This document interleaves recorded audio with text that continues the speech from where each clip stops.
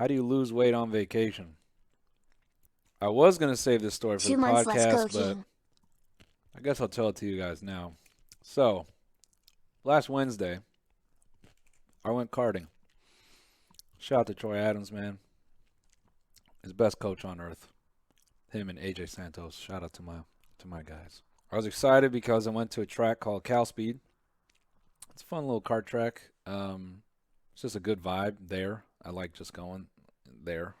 It was cool because basically I was alternating between a slower kart and then a faster kart. So I was able to get a lot of sessions in. It was very quiet at the track. I haven't driven in a month, so first session out, I'm just getting my feet wet. Second session out, I'm really finding it. Third session, I'm doing well.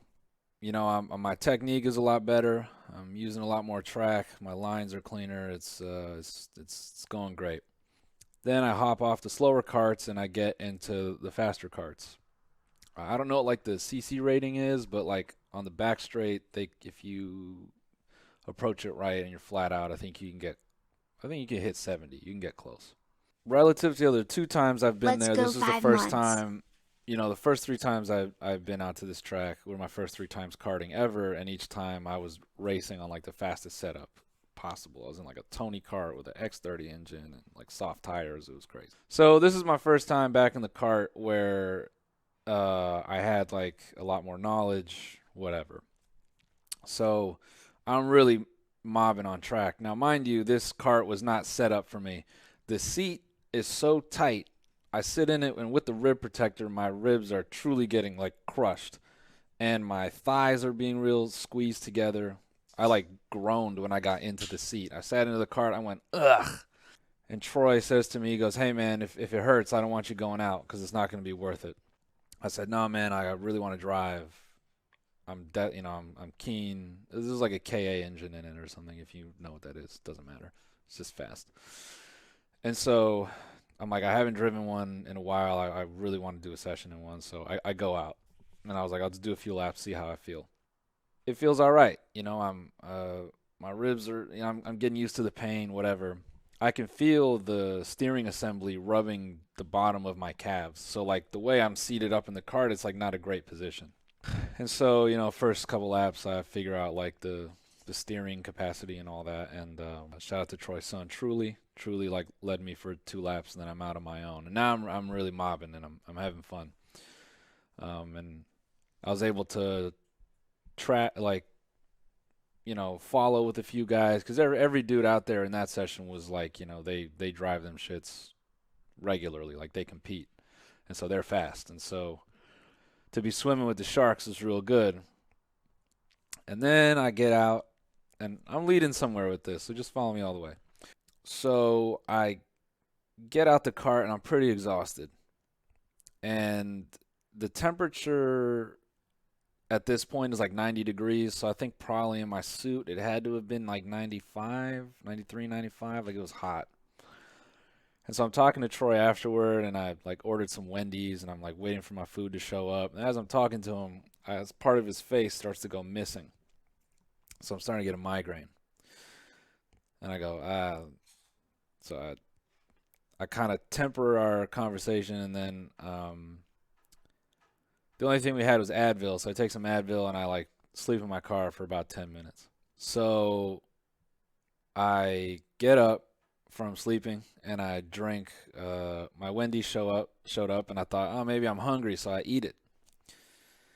And then I'm like, oh, if I'm getting a migraine, caffeine would help. And I'd ordered a iced tea, so I drank about half the iced tea. And so the track is real dead, and it's the end of the day, and Troy's like, hey man, like you want to go back out? It's gonna be no one there. Like you'll really get to vibe and like use it all yourself. So I go, I'm feeling okay. Let me go back out. So I go back out, and I put in some of my best time. I put in on this cart it was slower, so I did a 105. And just for comparison, the last time I had went out in fast carts, at this track. I was doing like 103s, 105s in the fast cart. So I was like kind of catching my previous times in a cart that was like half the speed. So it was kind of cool. I start feeling kind of weird while I'm driving, but I finish the session out and I get back in and I'm like, yeah, I'm tapped. I'm pretty tired, whatever. Say bye, whatever. And we're leaving. And I'm talking to Cash and my new production assistant, Alex. And I start to like I'm starting to feel like real shaky all over. And I start feeling real fucking like, I just don't feel good. You know, I'm like, I can't tell if I got to shit or throw up. So I'm like, I got to get to a bathroom. So we get gas, and they don't have a public bathroom. So I'm like, all right. And then I start like, now I'm driving home, and I'm like leaning over in the car, and I'm like, my stomach is just like off. I'm like, I can't. I know. And I keep like burping, like I'm about to puke. I'm like, I know I gotta throw up. Let me just puke it out. So we find a McDonald's. I get in there, and warning, this part of the story is about to get nasty. But it gets worse. Hey. So I go into this McDonald's and I drop a deuce. I take a number 2, and my stomach it feels a little bit better. I go, whew, Happy. and I burp, and I'm like, I know I just gotta get rid of it.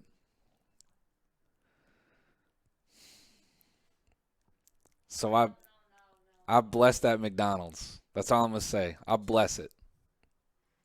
I bless it with a number 2 and a number 3. I was LeBron out there. I went to the bucket one time, and then I did a step back and I drained one. I drained one from 3.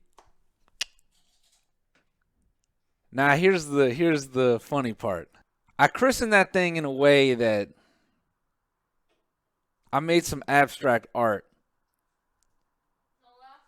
And I was so embarrassed that as I left the stall, I saw a cone. I just grabbed it. I closed the stall door. I put it in front of it, and I just left. I just left. And so now I'm in the car, and I had some Gatorade, and I washed some around. And I spit it out before we leave. And before I went in, I told Cash and Alex, I said, "Hey man, I'm gonna go in there. I'm gonna get a triple double in there. I'm gonna hit a 2 and a 3. I'm going for buckets." And I get back in the car and I say I did exactly what I came to do. And they were like, "Congrats." So I'm driving back, and now I'm cursing Wendy, but saying I'm apologetic to Wendy as well. I said, "Wendy, you giveth and you taketh. I'm just so sorry." I said, "It's all my misogynistic jokes, huh? You punished me today. Wendy punished me for all my, sarcasm and towards, you know, women and all that, and you know, she made me say sorry." And so as I'm driving home, my stomach starts to roll over again, and I said, "Wendy, what did I do to you? You already took my soul. There's nothing left for you to have. Please leave me alone. Wendy, please leave me alone." Wendy wanted more. Wendy came to me. She spoke to me. She said, "Noel, your repentance has not been completed. You have more seeds. You have more to reap from what you have sown." And so I get to the hotel, and Elena takes me up to the room. I hit another 3-pointer. And the result of this 3-pointer would suggest that I may have ruptured a blood vessel in my stomach, just slightly, just slightly. It was, it was like a good steak, just a little pink. It was just like a good steak, man. It's just a little pink. And I said the funniest, most uh, softest thing I think I've ever said after throwing up. I hit a 3-pointer and I looked at the result and I just said to Alina, I said, I'm scared. That's what I did. I went, I'm scared. Thankfully, Alina's mom is a long history in healthcare. So we called her and she said, it's fine. It's might have ruptured a vessel. It's cool. And so I haven't eaten. I hadn't eaten in like a day or two, but today